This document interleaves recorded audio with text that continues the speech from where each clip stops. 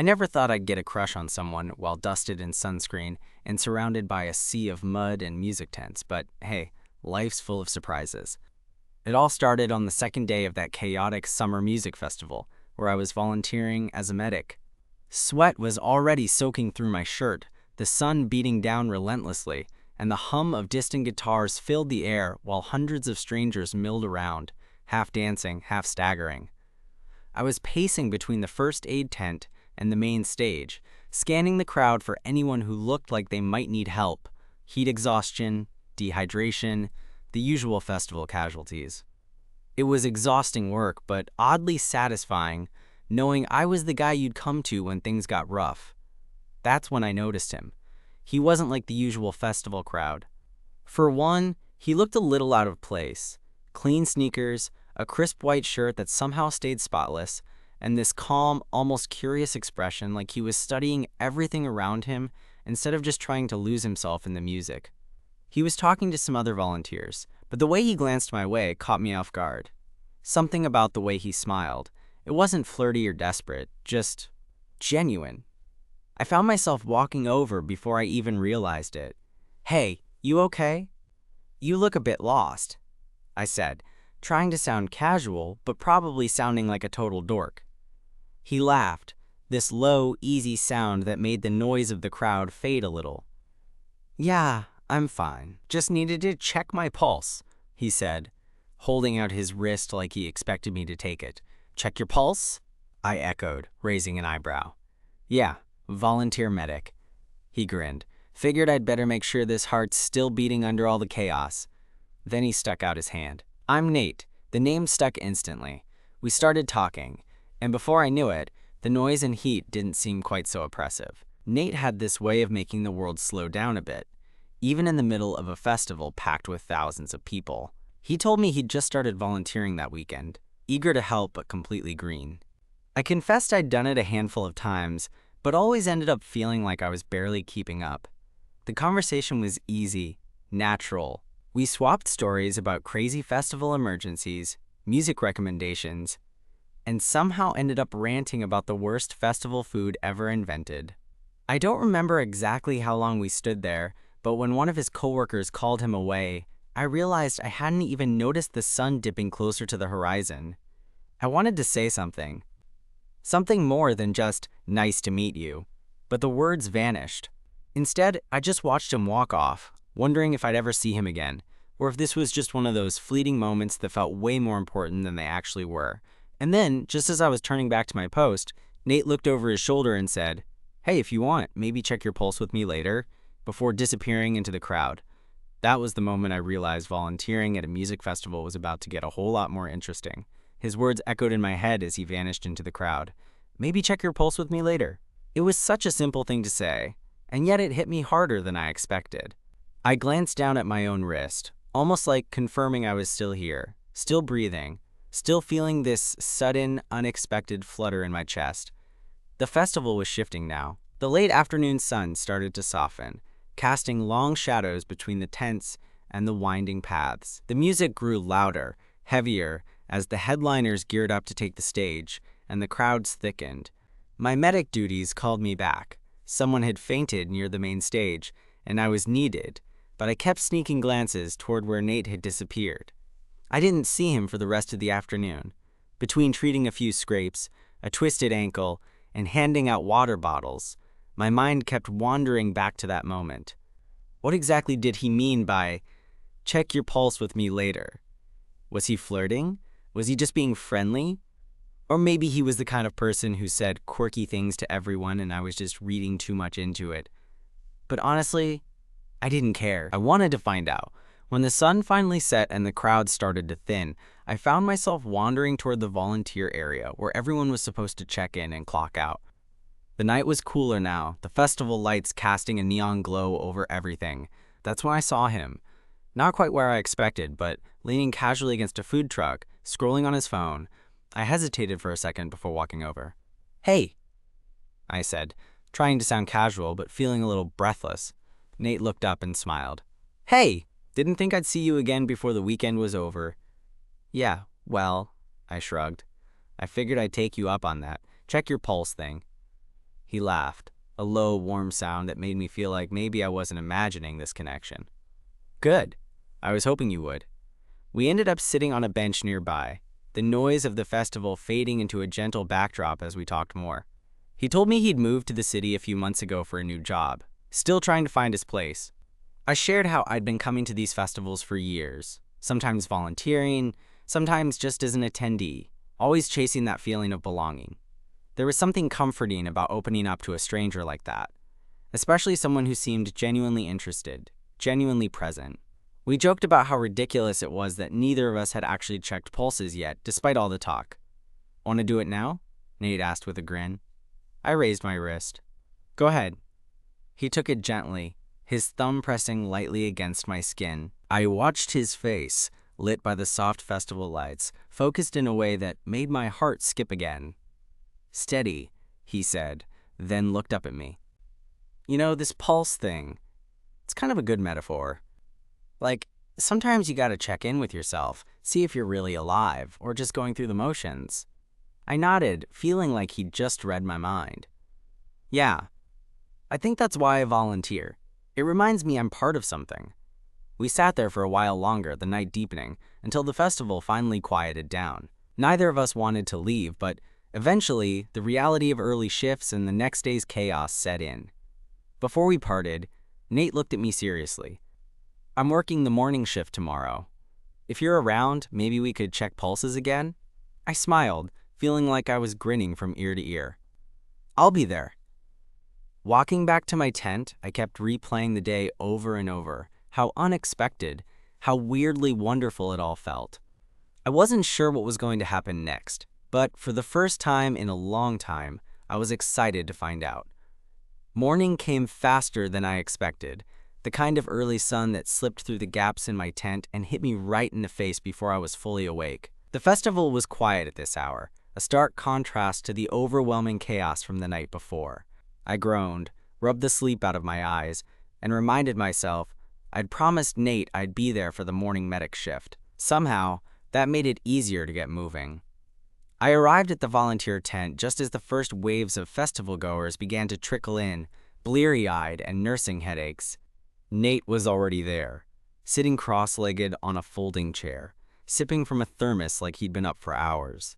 Seeing him there, looking more relaxed than I felt, made my stomach flip in a way I wasn't prepared to analyze so early in the morning. "Morning," I said, trying for casual but probably sounding too eager. He looked up and grinned. "You made it." Then he patted the empty spot beside him like he was inviting me to sit. I slid down next to him, and for a moment we just sat there, the buzz of the waking festival around us. It felt strangely comfortable, like we were in our own little bubble despite being surrounded by thousands of people. "So," Nate said, breaking the silence. "Ready to check some pulses?" I laughed. "Only if you're ready to put yours out there too." He nodded, then leaned over and pressed his fingers to my wrist again. This time, it felt different. Not just a casual gesture, but something deeper, a quiet way of saying, "I'm here." I did the same, and for a second, it was like the world shrunk to just the two of us and the steady thump of our hearts. The morning shift was surprisingly light.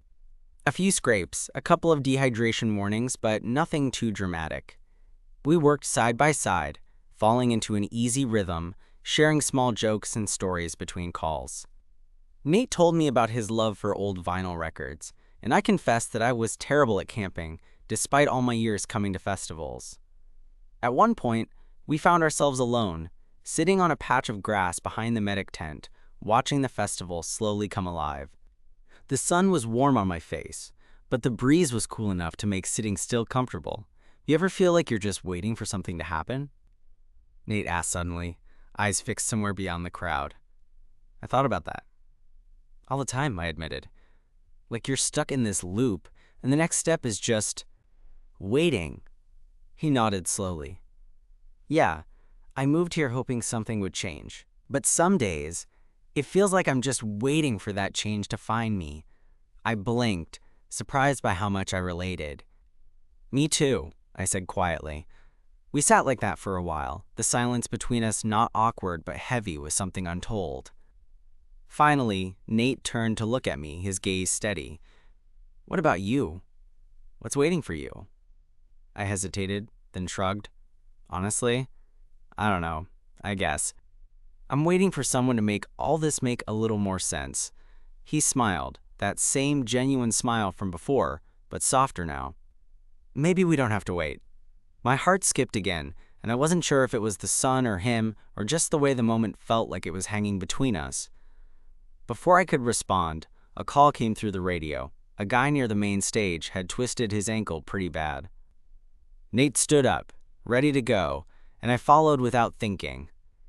As we rushed through the crowd, weaving past people still waking up and stretching, I realized something that felt bigger than just a crush or a quick connection. With Nate there beside me, moving with purpose, I felt more alive than I had in a long time.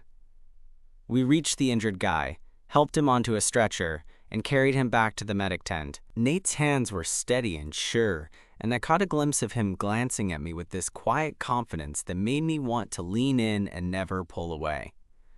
Back at the tent, after the guy was taken care of, Nate and I exchanged a look, something unspoken but electric. "Same time tomorrow?" I asked, already knowing the answer. "Absolutely," he said, and his smile was like sunlight breaking through clouds. As the festival day unfolded, I kept stealing glances at Nate, feeling like this weekend was turning into something way more than just a few shifts as a volunteer medic.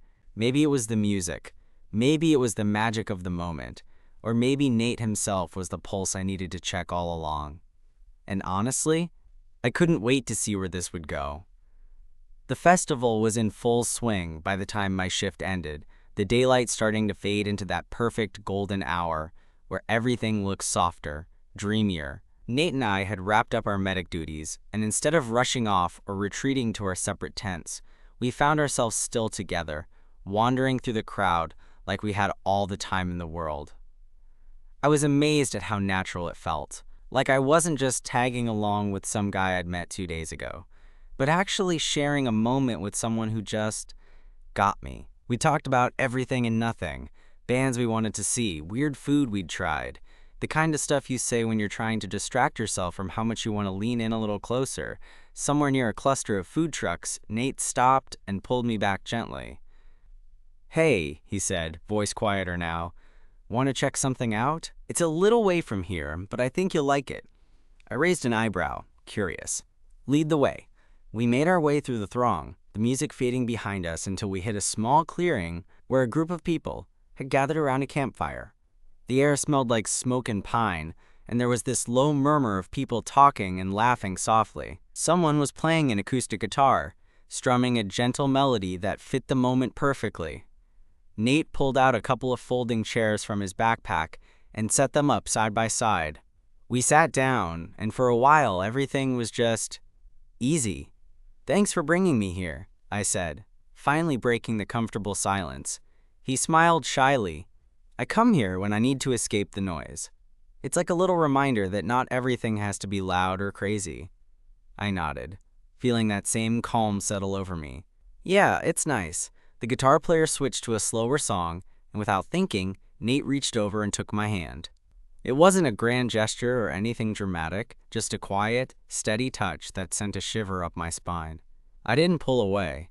Instead, I squeezed his hand gently, and for the first time since the festival started, I let myself imagine what it would be like if this wasn't just a weekend thing.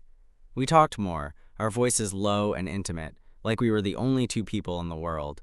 Nate told me about how he'd always been drawn to helping people, even before he started volunteering, and how sometimes that meant putting his own feelings on hold. I opened up about how I'd spent years hiding parts of myself, afraid of what might happen if I let them out.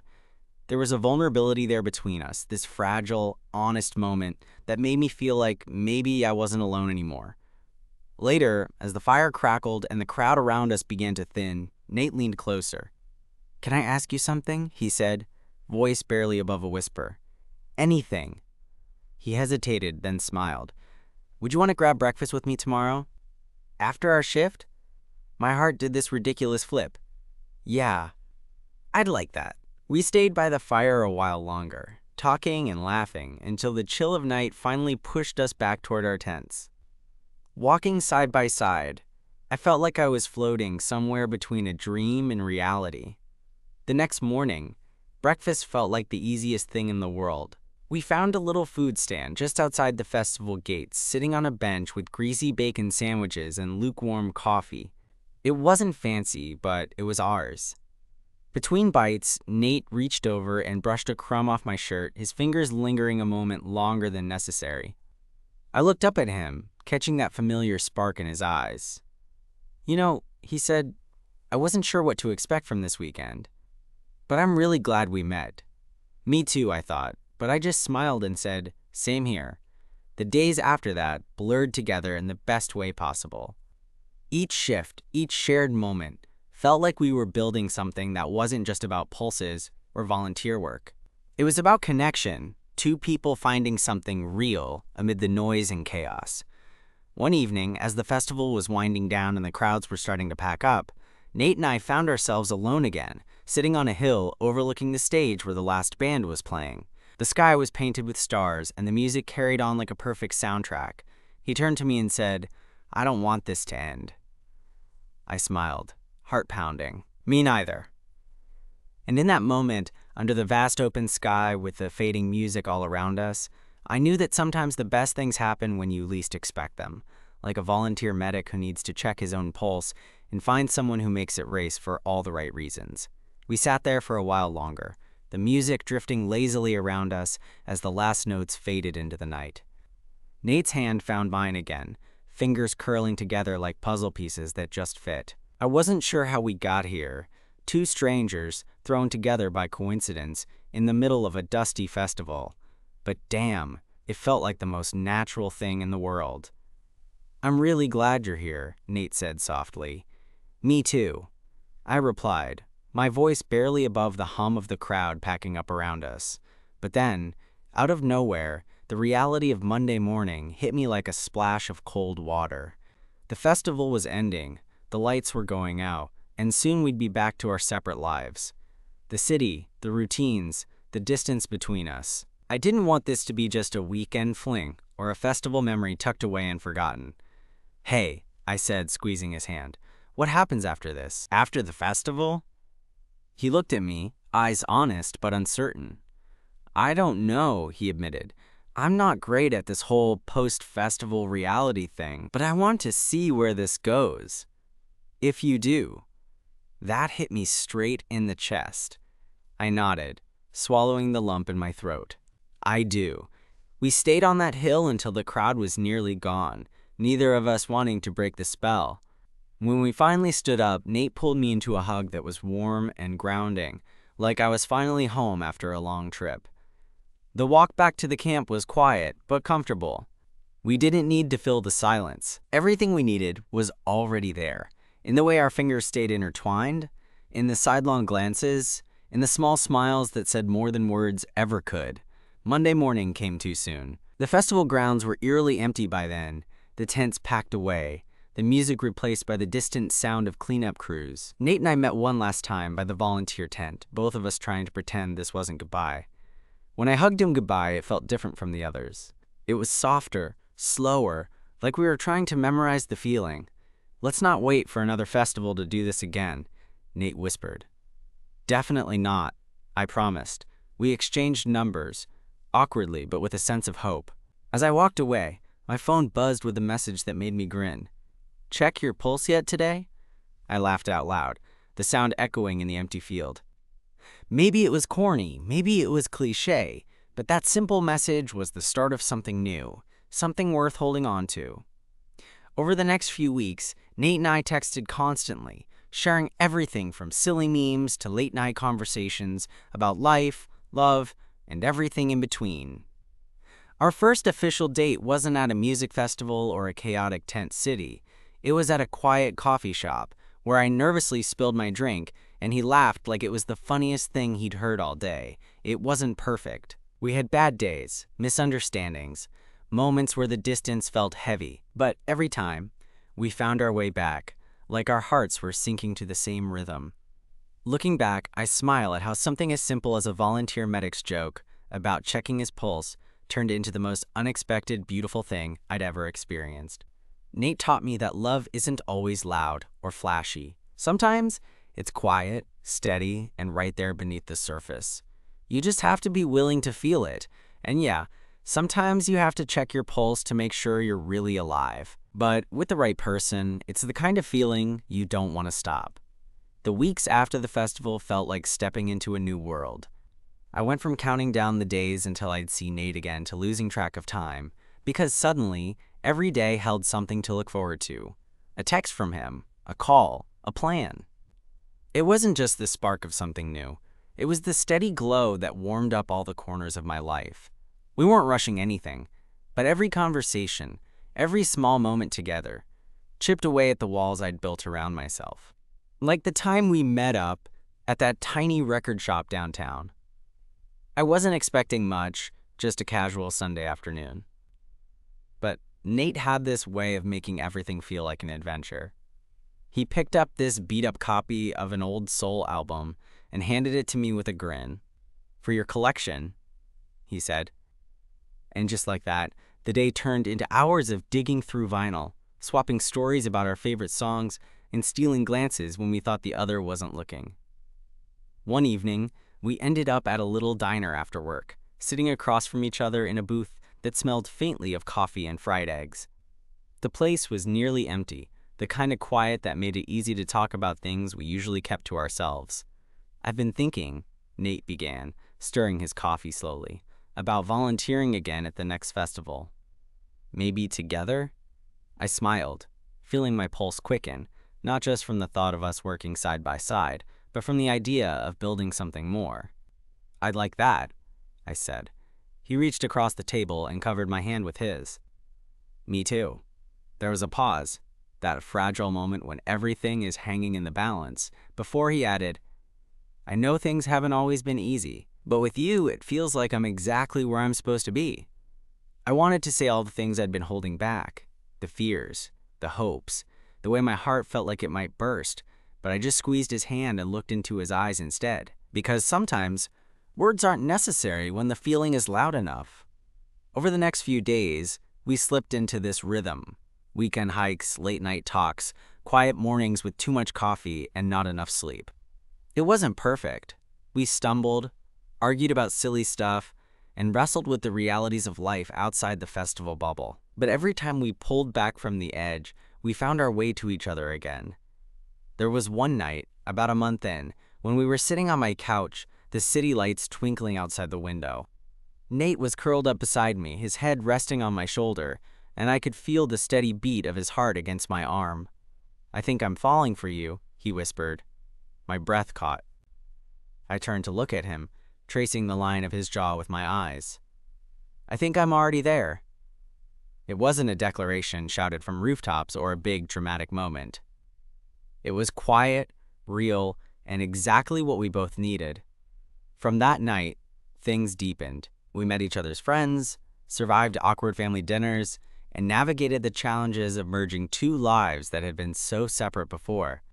There were moments when I questioned if I was ready for all of it, the vulnerability, the uncertainty, but Nate's steady presence was a constant reminder that love isn't about perfection. It's about showing up, day after day, pulse steady, heart open. We volunteered again at the next festival, just like we planned. This time, it felt different, not just because we were more confident, but because we were together, helping others, sharing stolen smiles between shifts, dancing in the rain under the open sky. It was messy and beautiful, and exactly how I wanted to remember it. One evening, as the festival was winding down, Nate pulled me aside behind the medic tent, his eyes shining with that same mischievous spark that had first caught my attention. "Remember when I said we should check our pulses together?" he asked. I laughed, heart pounding for all the right reasons. "Yeah? Well," he said, pulling out a small box, "I think it's time we stopped just checking pulses and started making a lifetime of them." I blinked, stunned, as he opened the box to reveal a simple ring. Time seemed to slow, the noise of the festival fading until it was just us, suspended in that perfect moment. I didn't need to think twice. Yes, I breathed. That night, under the neon lights and the stars, surrounded by the chaos and magic of the festival, I realized that sometimes life surprises you in the best ways. That a volunteer medic needing to check my pulse could lead me straight to the one who makes my heart race and steady all at once. And I couldn't wait to keep checking every single day. After Nate slipped the ring onto my finger, we stood there for a long moment, just holding each other close while the festival buzzed faintly around us. It wasn't flashy or over the top, just two people who found something real in the middle of chaos. And honestly, that felt perfect. We didn't have some grand announcement or big party. Instead, we wandered back to the volunteer tent hand in hand, sharing quiet smiles and jokes about how awkward I'd probably be at the engagement party someday. It was easy and comfortable, the kind of moment you don't forget, because it's honest, not because it's loud. In the weeks that followed, life settled into a new rhythm. We kept volunteering, kept growing, kept learning how to be partners in the messy, beautiful, everyday stuff, supporting each other through work stress, celebrating little victories, and sometimes just sitting together in silence because words weren't needed. Looking back, it's wild to think about how something as simple as a joke about checking a pulse could lead me here, to someone who makes me feel steady and alive all at once. Nate showed me that love isn't always about fireworks and grand gestures. Sometimes it's about the quiet moments, the shared glances, the steady heartbeat next to your own. I still volunteer at festivals, but now it's not just about the work. It's about the memories we've made and the future we're building. And every time I catch Nate's smile, or feel his hand find mine, I'm reminded that sometimes the best kind of love sneaks up on you when you least expect it. So yeah, I'm still checking my pulse, because with him it's beating faster than ever, and honestly, I wouldn't have it any other way.